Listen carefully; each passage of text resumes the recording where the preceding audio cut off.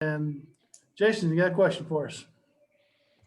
Hey, Coach, just how's the progression been since the red-white game and what you're trying to get installed before next Wednesday's opener, just everything you've been working on since that red-white game? Yeah, no, I think, Jason, that I mean, we're obviously a work in progress, but the guys have been working hard. Still trying to, here we are on Friday. We still don't know who will start. Still going through different roles and rotations and so on and so forth. So I would say work in progress. I would say from a scheme standpoint, we have everything in. We'll probably add one more offensive set. All our defensive coverages are in. So now it's just a matter of fine tuning stuff. And the big thing now is just making sure that we're fresh, because we've grinded really, really hard. Even this week, I feel like we've really gone hard. And I kind of got to, self-check myself and not go too hard or too long today and tomorrow, and then Sunday's off, and then we'll go again Monday and Tuesday. Nate?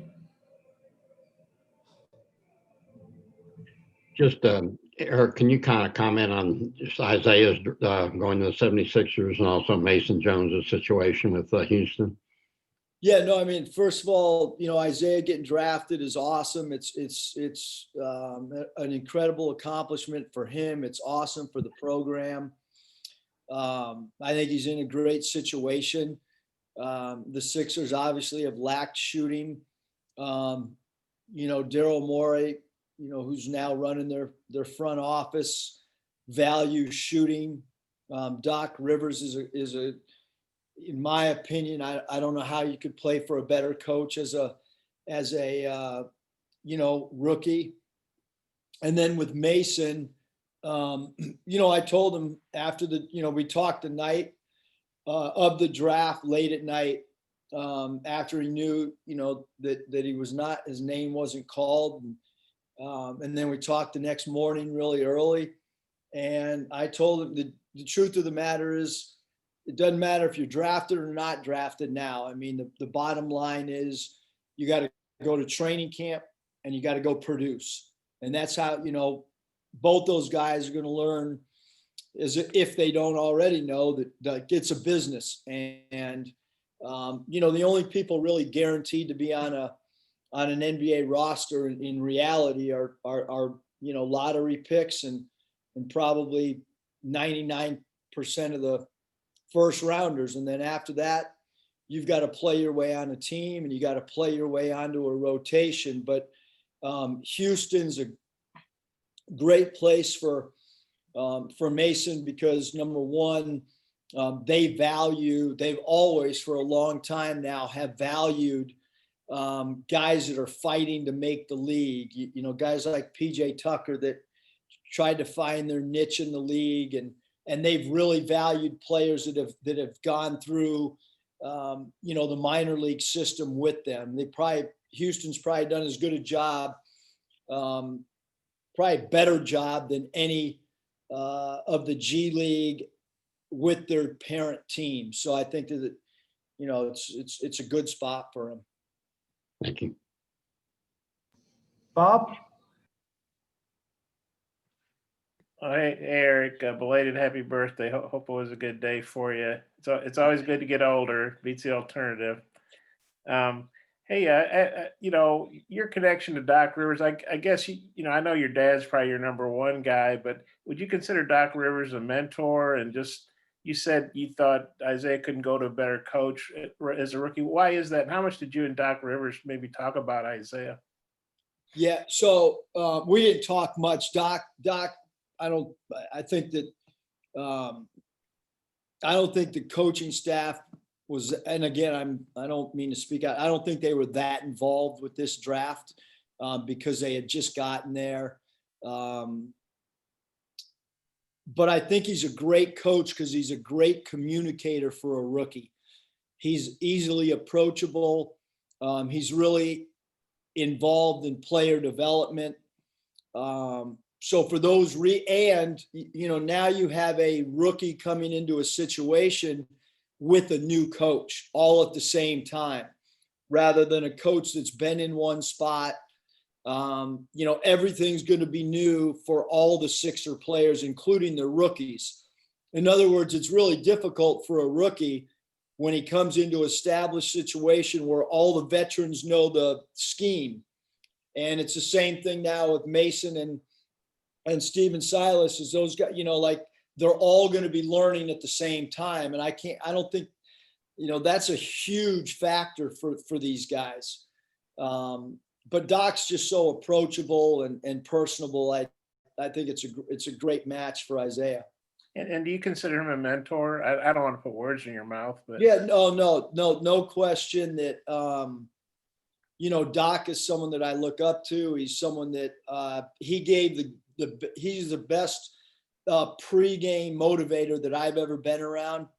A lot of, he used to do a lot of boxing clips and have boxing themes that we've used throughout the years.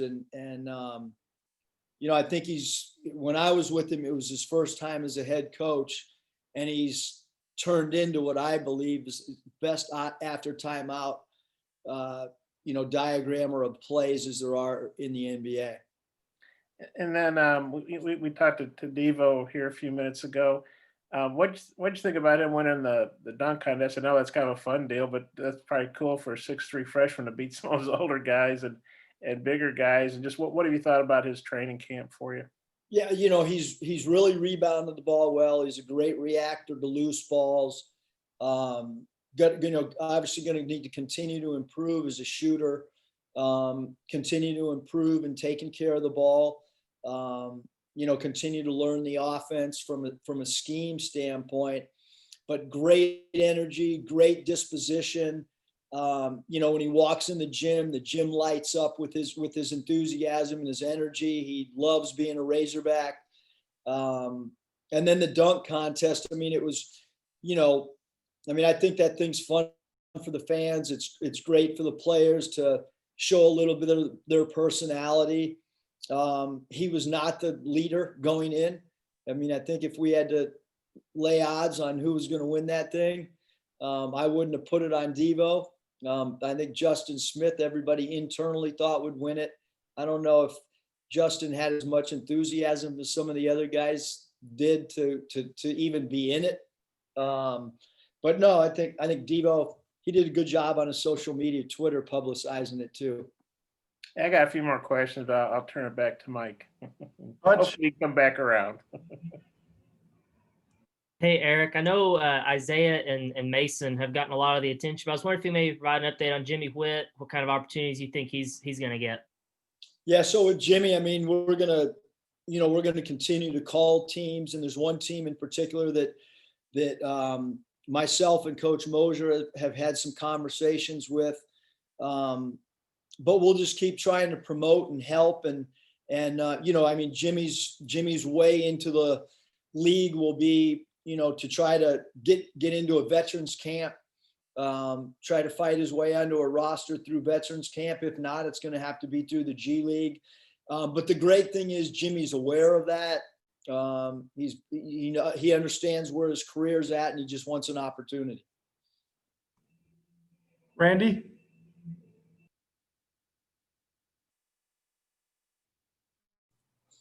Coach, you were talking about roles the other day and players playing different positions, maybe like Devo, he's been playing the 1, the 2, and the 3.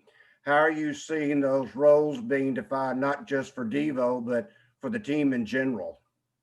Yeah, I think it's, for us, it's going to be a work in progress because there's obviously a high priority for practice.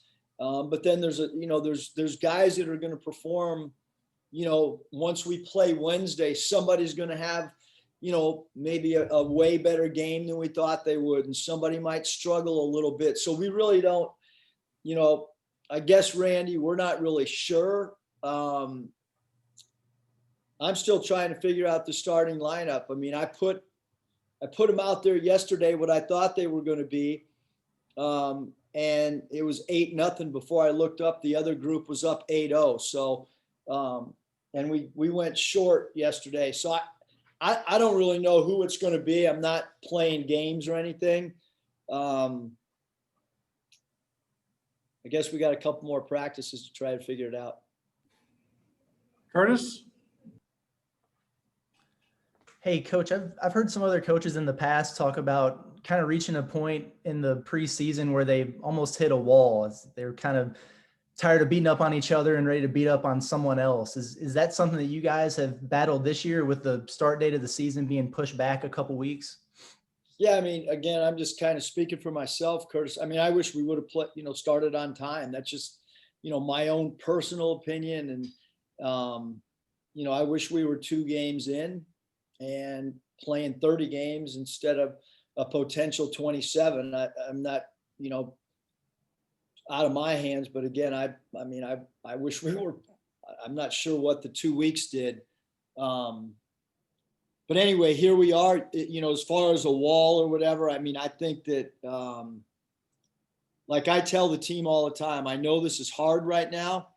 I know it's not fun. I know that boredom can set in.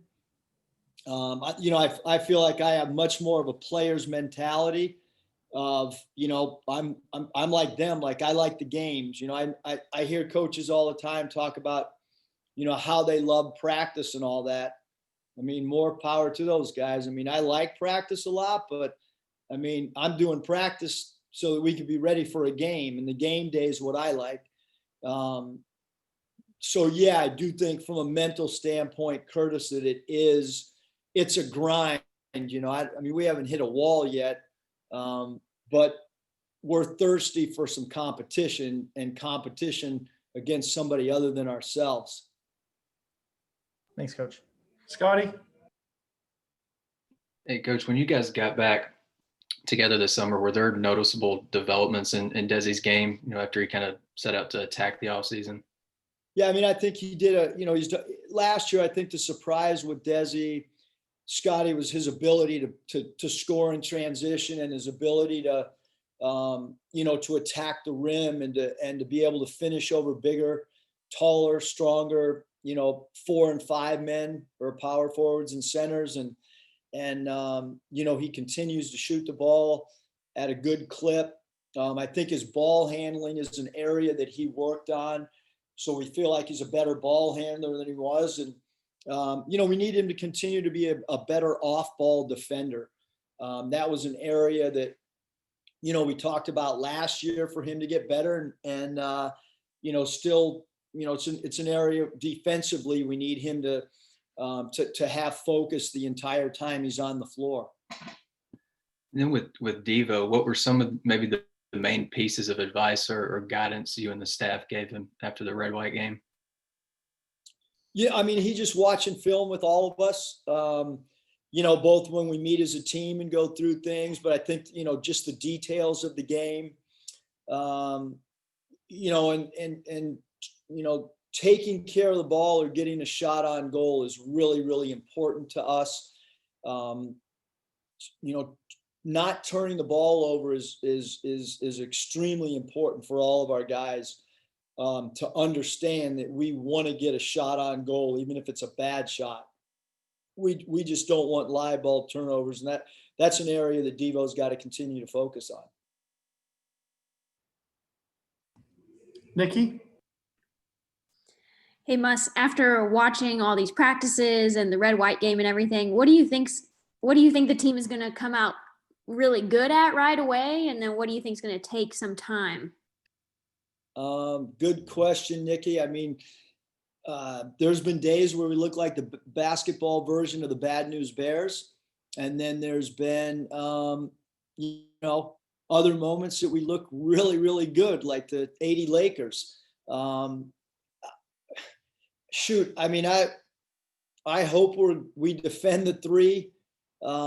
Right up to this point, what's an area that I thought we'd be better in that we're not? It's defending the 3, because we talk about it every day, but we continue to bang 3 shots in practice. So I guess it's good from an offensive standpoint. It's bad for the defensive coordinator, good for the offensive coordinator. our size, I mean, we're, like I think when we walk out on Wednesday, we noticeably look bigger in the layup line at almost every position. So I think that, but understanding our schemes and stuff, I think that's still a work in progress. Bob, got a follow-up? Yeah, Eric, with Desi, he got some all SEC recognition. How'd you feel about that? And then he was so good off the bench late last season, really for several games. Do you envision him starting or coming off the bench, or what do you see in that regard for him? Yeah, number one, I think it's awesome that he got recognized by our league, and anytime a player gets a preseason honor, you want to celebrate it, but it is just that. It's just a preseason honor. But it's well-deserved based on what he did last year and who's returning in our league. Having said that, there's no doubt, Bob, that he was really effective coming off the bench. And I thought he got to observe the flow of the game and came in and gave us an instant punch. Having said that, I think he wants to start. He's a year older. Is he going to start or not start? Again, all 5 spots right now, I'm still trying to determine. The players I don't know what they told you, but they should say that they don't know, because I switch it up every day. So if anyone, thinks that they're starting, they are sadly misled, because we really don't know.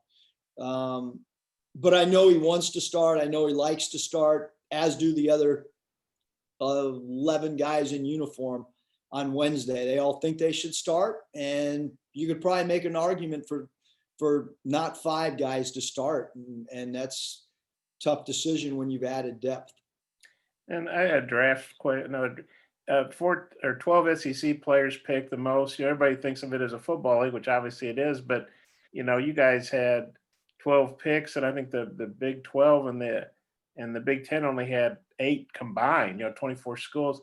What'd you think about that? And obviously it wasn't just Kentucky, it was, several schools getting high picks. Yeah, I mean, as the draft was unfolding, I mean, we got to continue to recruit here, because, we had one player drafted in the middle of the 2nd round, and you look at our league, and Georgia's got the 1st pick, and Vanderbilt had 2 guys drafted, and Vanderbilt had Garland go as a lottery. They've had 2 lottery picks, basically, Vanderbilt has. And, you look across the board, Mississippi State has 2 guys drafted. And so we